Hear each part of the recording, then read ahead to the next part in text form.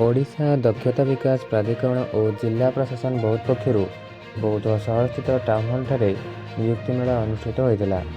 ଏଥିରେ ଅନେକ ନିଯୁକ୍ତି ଭିତ୍ତିକ ତାଲିମ ଅନୁଷ୍ଠାନ ସାମିଲ ହୋଇଥିଲେ। ଏହି ଅନୁଷ୍ଠାନମାନଙ୍କରେ ବେକାର ଯୁବକ ଯୁବତୀମାନେ ସରକାରଙ୍କ ପକ୍ଷରୁ ସହଯୋଗ ଦ୍ୱାରା ମାଗଣାରେ ତାଲିମ ପାଇ ନିଯୁକ୍ତି ପାଇବା ପାଇଁ ପଞ୍ଜୀକରଣ କରିଛନ୍ତି।